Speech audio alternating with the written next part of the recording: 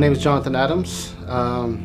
Came to know Christ when I was 17 years old. I was never really a great kid growing up, and things always seemed to look good on the outside, but not so much on the inside. The house was nice, the cars were nice, the clothes were nice, but things weren't always, so smooth inside. If I'm being honest with myself, I guess I could say I was a pretty selfish kid. I was the baby, so pretty much got what I wanted. My brother and sister, they pretty much were the ones that held it down at the house while my mom and dad worked and provided and took care of things. And my sister was the one who I guess I could say I first had the first meaningful conversation with, because she ended up dating a guy who is now her husband, where he started taking her to church out in Rockwall. And so as they started going to church, she would share with me the things she learned, and then she even invited me a couple times. I went with them, and it was fun.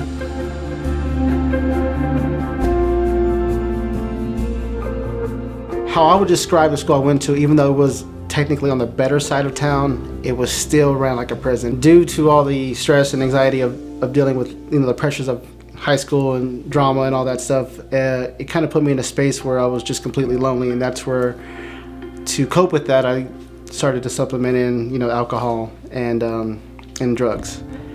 That's what really sent me to a spiral where I thought it was gonna make me feel better, but it made me feel more lonely, more depressed, more scared, full of fear. And I started to pull myself away from my family and just dive more into the street life of whatever was available. But the biggest thing I noticed is that every time things started getting good, I felt like I didn't need God anymore. And then I would go back to my old patterns and my old ways of doing it. There would be times where I'd be completely miserable and hopeless, where then I would go back to church, and then I would get good again, feel good again, and then I would leave. And I think that's some things that a guy like me does, is that we just pick and choose what we want. We pick and choose what we want to hear out of the Bible. We want the promises, but we don't want to have to do the action. In 2015 is when I decided that drinking wasn't going to fulfill me anymore, so I just might as well take my life. I grabbed the biggest bottle of PM Tylenol that I could find at the store and took about 2 handfuls of it, and thought it was going to be like in the movies where you just take pills, you fall asleep, and that's it.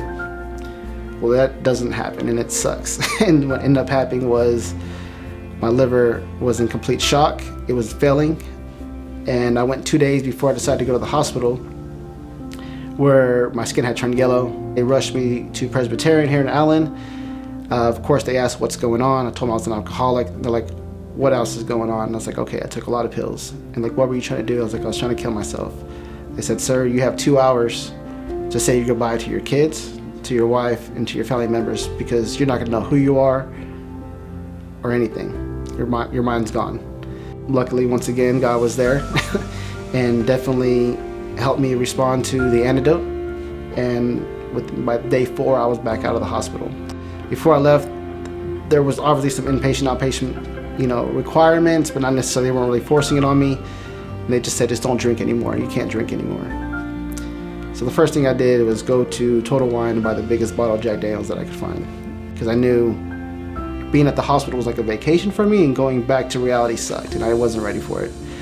Mike had been inviting me to church since July of last year, and that's when he talked about how God intervened in his life. So there goes another meaningful conversation. So as I look back at my story, I'm starting to see all these moments in time where God was trying to speak to me through other people with these meaningful conversations. I was hesitant, not so much because of church, but just because I knew what I do. I get involved and I don't stay committed, and I was a little scared, but he was consistent. He just kept insisting that I go and just come check it out. When I showed up to church for the first time, Bruce was preaching on a series called Foolproof. All I kept hearing the whole time was love and forgiveness and mercy over and over and over in my head. But as I started to become more committed, more consistent with showing up to life group, more consistent showing up to church, the walls that I created within myself just started to fall down little by little. Everything just started to get a little bit easier. I was able to breathe. Life still happened. There were still things that came up. There was things that came to light. A lot of trials and tribulations. But with God, I was just like, it's gonna be okay. He gave me hope again.